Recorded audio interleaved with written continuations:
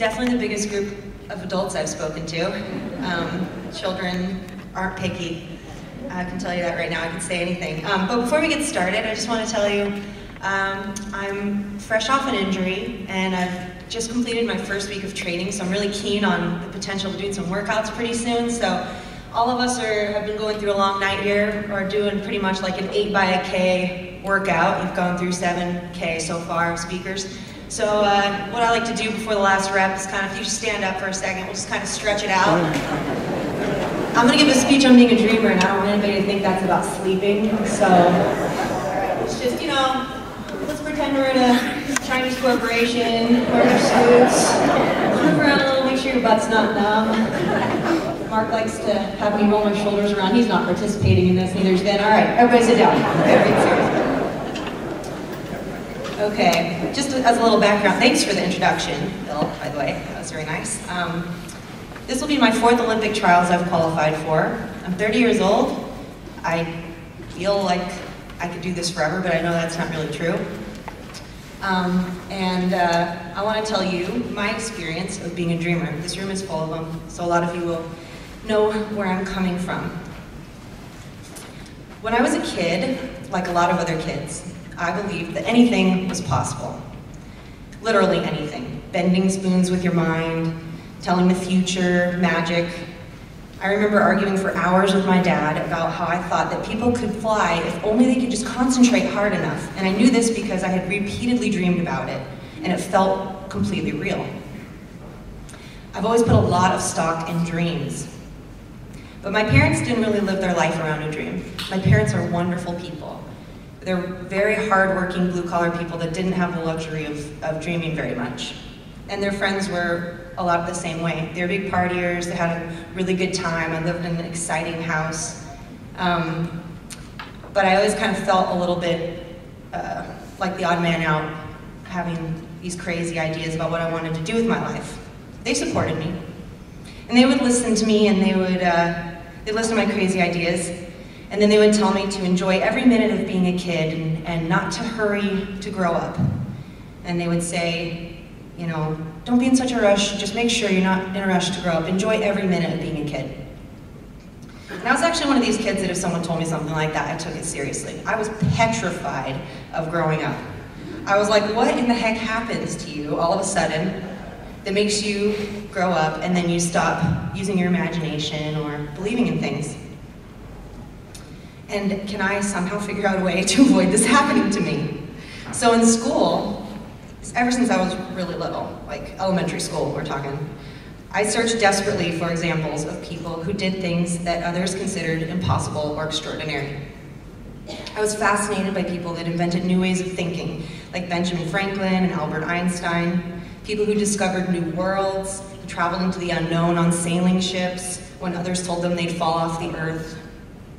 Figures like Gandhi and Buddha and Jesus, people who inspired books to be written about them, entire religions, ways of life built around their teachings. Musicians like Beethoven, who could write a piece of music that could move people to tears for hundreds of years after his death.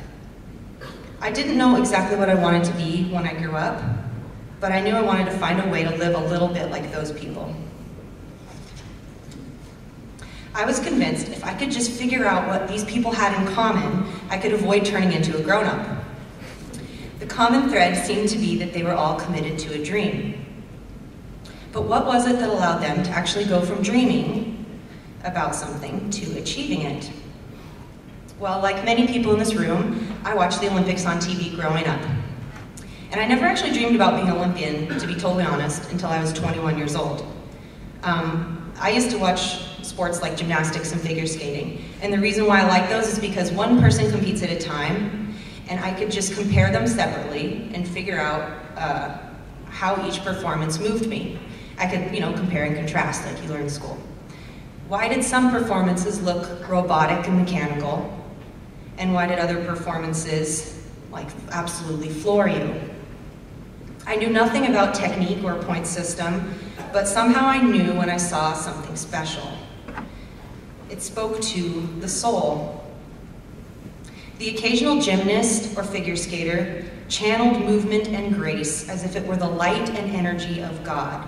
And by the time it was over, you couldn't even remember the specific flips or turns that they did. It was a whole act. Something more was going on, and somehow it got past my eyes and past my brain, and it communicated with my soul and my emotions. I began to look for other examples of that all around me. My parents, while they weren't big dreamers, were big fans of music, and certain songs would make my dad go into an almost spastic state of orgasmic bliss. He would turn the volume way, way up until the blinds were shaking and my mom was saying the neighbors were going to be mortified. And he would stand up and listen to this music, this rough guy with these scars and scratches from carrying 2x4s all day. And he'd look almost possessed by the sounds moving through him. He would just feel the music. And if you're curious, most of the time it was Steely Dan. And I always wondered, what was it about certain songs that could reach that deep into a person, especially into my dad, this guy that was usually so tough. Well, my biggest breakthrough in figuring all this out was when I started playing piano. I was about 12 years old. To my parents' dismay, I would play the same song, Moonlight Sonata by Beethoven, hundreds of times in different ways. We had the TV in the same room as the piano, in the same room as where we did our homework, which was in the same room as like the kitchen, basically. So there was always 50 things going on at once. And I would play the song different ways to see the difference between what created that feeling of movement. I was trying to create the same thing I saw in a gymnast. When I could make the spaces between my ears, my fingers, my heart, the chair, and the piano disappear, I could play in a way that would make my mother cry. The same exact notes played with separation between me and the piano would be lucky to elicit one of those, "Oh, that's nice, Lauren," responses. That discovery affected the rest of my life. I realized that anything, when done with feeling, has the potential to be extraordinary. All those people in history books had found a way to do that. When I fell into the sport of running in high school, I applied the same concept to my racing and I had instant success. I was the fastest freshman in school history and one of the top freshmen in the state. In my own small way, I was making history, like the people I read about in books. With each passing year, I felt that I was discovering something extraordinary about running, and that it could very well be the thing that I was meant to excel at. I felt like I knew this secret about racing that gave me an advantage over more talented runners, and I couldn't wait to practice it more. I was completely in love with running. I had discovered what felt like a superpower, and I remember distinctly being very happy on my 18th birthday when I was officially an adult, that I still believed in something resembling magic. When I was choosing college, I only got to meet Coach Lanana for a few minutes at Stanford. But I knew immediately that he was a dreamer like me. And that was exactly the kind of coach that I wanted. On that same trip, I also met the dreamiest dreamer of all. My husband, Jesse Thomas. Somehow between those two people, I decided to go to Stanford University. Over the next 4 years, I watched Vin coach athletes in a way that went far beyond a checklist of workouts. He would be physically standing in lane 5, but his mind was somehow tuned into his athletes, allowing him to see things that other coaches couldn't see. That is the magic behind his coaching. Obviously that doesn't tell anyone how to do it, but I can relate to how it works. 8 years has passed since then, and as I've gotten further and further into my pro running career, I've practiced my skills. And I've tried to surround myself with more and more dreamers, because that's the best way to practice your skills. That started with the decision to spend my life with Jesse, who's someone that shares the same passion for me about dreaming and letting your life kind of be guided down that river with rapids that is living a dream. It also guided my decision to become a Nike athlete as opposed to any other athlete. Because Nike, as you know, living in this town, is a big supporter of dreams. Anyone trying to do anything pretty groundbreaking in this sport has been touched by them. I've had a lot of ups and downs in the last 4 years since I moved here, but I've never once regretted my decision to move to Eugene with Jesse to be part of OTC Elite. And that's because this place is full of dreamers. Mark Rowland, when I first talked to you on the phone, I knew that you were a dreamer. And what you're trying to do here, I mean, you guys heard that he's done in such a short time, trying to create the best professional team in the world when there's no template for how to do it. You hear Vin talking about things like creating the best track meet ever. You hear Tom Jordan talking about creating the best track meet ever. We have Bob and Laura Call that have created so much more than a running store. We've created a running community. And we've got all these volunteers, people that are working for free. A lot. How can you not be considered a dreamer when you're doing something for free? I'm inspired every day by people that live here.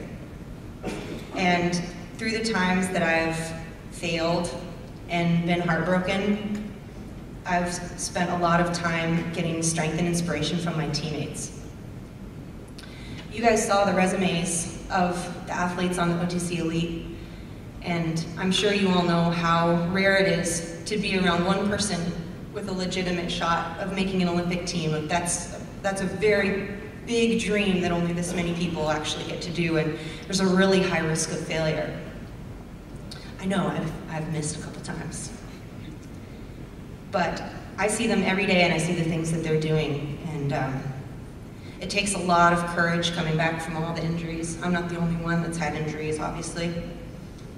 Everybody's got their own struggles, whether they're financial, to be able to keep doing this, or whether it's fighting for continued improvements in the sport, like I see Nick doing. Things like that really inspire me too.